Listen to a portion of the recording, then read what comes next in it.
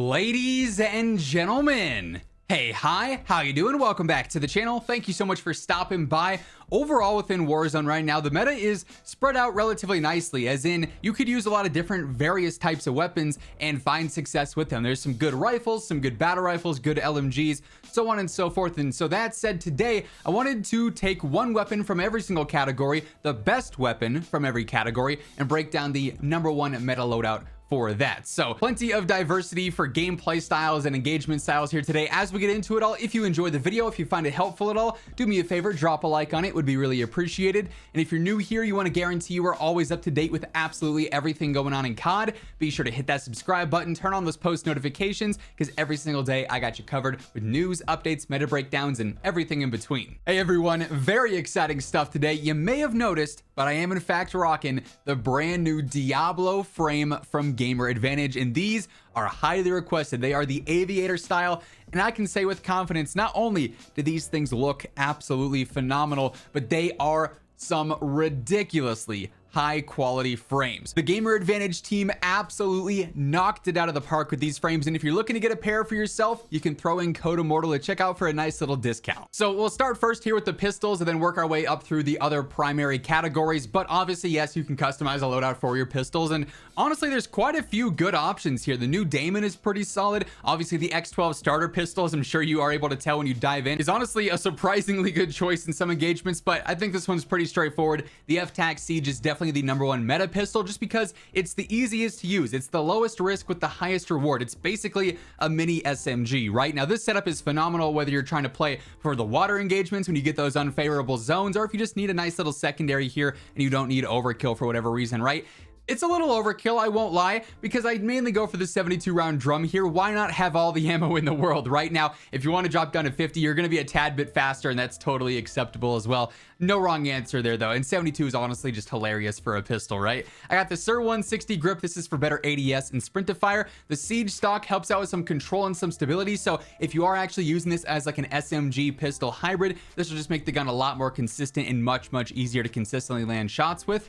The Diode laser is basically the 7mm laser or the Olay laser, but for pistols. So just like how on an SMG we'd use this, we're using it here as well. And then I like the CMRN50 barrel because this is going to help out again with control, which is always nice, but also better bullet velocity. And that's something that pistols seriously lack, especially if you are fighting underwater. That kills all the velocity, so anytime you can add on to that is definitely going to be nice, right? So it's a pretty versatile pistol setup, one that is a ton of fun and hilarious because it is a pistol at the end of the day and it doesn't feel like it whatsoever. Now for snipers, admittedly, this is kind of a hard choice because there are some decent ones. Like for ranked, obviously the Signal has been very popular for some time, but in general, because obviously this isn't just ranked focused exclusively, it's got to be the MCPR in my opinion. It's the most aggressive one-shot capable sniper in the game, right? Now, yes, unfortunately, you have to go through and use the explosive mag or the explosive ammo rather, to actually get those one shots, which means you absolutely kill the velocity. So still, one shot sniping in this game, this being the best sniper, is nothing like what it was back in Warzone 1, obviously. But out of the selection that we have that can actually one shot, this is in my opinion the best because like I said, its aggressiveness is really solid. I go for the 5-round mag here. The stock is 10, but if you drop down to 5, it's actually gonna give you better movement, ADS, all that sort of stuff. So that to me is really convenient, especially when it is a heavier sniper to begin with. If you ever find yourself in a situation where you have to be a bit more aggressive, that's a huge benefit to have. I'm not a huge fan of the default scope, so I like dropping down to the Forged Tac Delta 4. It's a really clear magnification there. I'm just very comfortable with this, but scopes are all about personal preference. So if there's one that you prefer more, that you are more comfortable with, always go ahead and run that. I go for the OMX barrel. All we care about here is the added velocity, and then same deal with the Nil Sound 90 suppressor. Yes, these each help out with the range, but that's irrelevant on a sniper setup because we're just focused on those one-shot knocks, and we need the best velocity we can possibly get. So having those two on there to sort of try and negate the damage that the explosive ammo does is the best you can possibly get, right? Still, like I said, nothing like Warzone 1, but in this game, it's considered the best sniper. Marksman rifles was kind of another tricky one for me, mainly because there's two standouts. It's the EBR and it's the Tempest Torrent, but personally, I find the Tempest Torrent to be a little bit more forgiving and a bit more versatile. you could really build this thing similar to like an FAL from Warzone 1 if you wanted to, or you could build it more for like mid to long range. Now that's personally what I opt for here, just because it's going to be really powerful, especially in the mid range. You could almost try and use this as sniper support if you wanted to. This setup in particular might be a little slow for that because it is focused mainly around having that versatile mid and long range option there, but you could go a lot of different routes with the Tempest Torrent and they'd all be pretty good because it does have good damage, if of course you can stay accurate while spamming a semi-auto gun. Now here I go for the AMOP V4, pretty standard for a mid to long range sight there, just is nice and clean. The 30 round mag here is sufficient for me. If you wanted to go all the way up to 50, you absolutely could, just depends on how much you're burning through ammo. That is totally a preference based thing. There literally is no wrong answer there.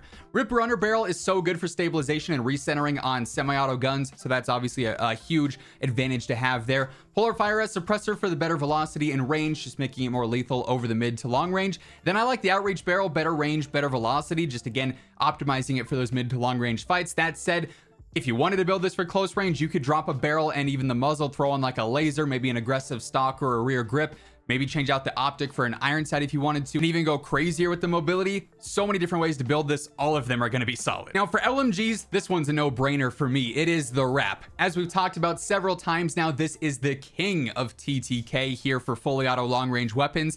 Thing just absolutely melts. Now yes, it's an LMG, so it's slow, it's heavy, it's got an ugly reload, so we try and avoid that at all costs. But if you're just simply laying out ammo into enemies, they don't stand a chance. This thing is a beast. I love it. It's one of my favorite guns in the game. AMOP V4 here yet again. I go for the TCG-10 rear grip straight up for the better control. This is a pretty low recoil build, and I think most people are pretty surprised by how easy it is to use, so that definitely helps out there. 100 round mag, like I said, is going to limit that reloading a little bit. You're still going to have to reload often because the fire rate is fast here, but at least it's not constantly every single fight with 100 rounds. You can definitely get away with, you know, knocking a couple enemies, then backtracking out, re-engaging with a reload there. It makes it a little bit more convenient for sure. I go for the Hound 9G grip. This is better stabilization and steadiness and helps out a bit more than something like Ripper would. So again, just making the weapon easier to use. The Talon suppressor here is a heavier one, so better velocity, better range, and this also helps out with some added control as well. Overall, a laser beam style setup that absolutely dominates and has an insanely fast TTK. Now, I'm not really a big fan of shotguns. I don't like to promote them, but objectively, we have to in this video for the best shotgun, and it's got to be the KV Broadside still. There's some decent ones like the Expedite and the Guardian are kind of right there, but this again is like the lowest risk, highest reward style shotgun. Super toxic though, because this is the Dragon's Breath 25 rounds. So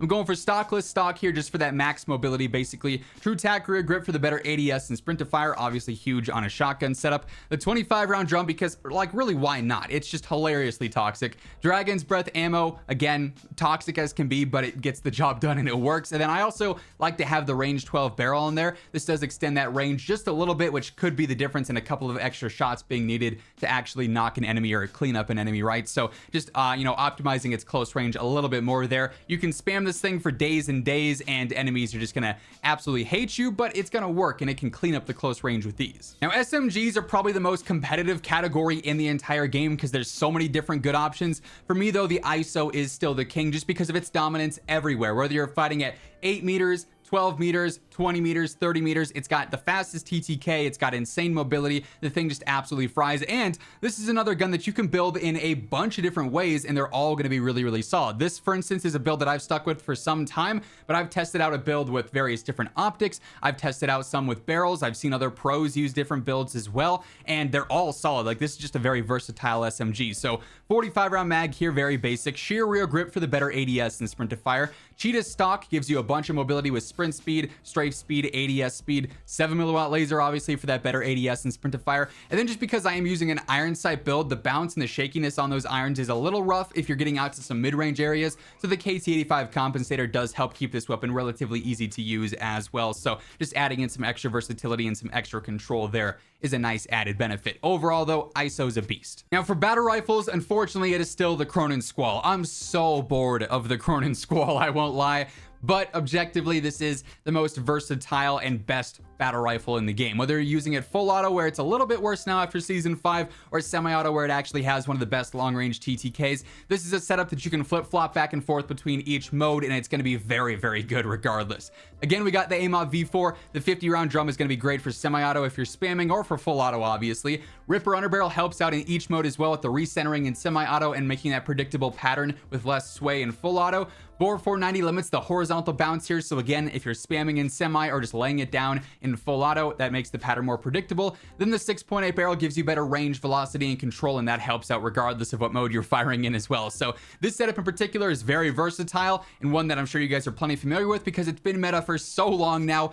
Honestly, probably too long now. And then lastly, with the assault rifles, in my opinion, it's got to be the 7.62, just because this thing is bringing the power in the rifle category, where honestly most of the rifles are a little bit underpowered in my opinion. This is one that actually has a very competitive TTK over range. It's got a slightly lower damage per mag, but honestly most of the rifles, it'll be just as competitive just because its damage is so much better than them, right? So it's kind of an interesting trade-off there, but really just optimizing for the mid and long range here. AMOV V4, yet again, the max round of 40 round extended mag there is, like I said, not great for damage per mag, but good enough because the fire rate's not crazy. High velocity, although you could also change this out for like the cast 10 barrel if you wanted to. No wrong answers there, really just all about preference and feel. Ripper under barrel for that better stabilization. Then the Talon suppressor, again, heavier option here, so better control, better range, better velocity, better pizza. Pretty versatile setup in general here. Good for the mid-range, good for the long range. And like I said, in terms of power, nothing else in the rifle category is really competing with this. That being said, those are the best meta weapons and best loadouts in every weapon category here in Warzone right now. That's going to wrap things up. If you enjoyed the video, do me a favor, drop a like on it. And if you're new here, be sure to hit that subscribe button on your way out. But once again, thank you so much for tuning in. And until next time, take it easy, have an awesome rest of your day, and I will catch you guys later. Peace out.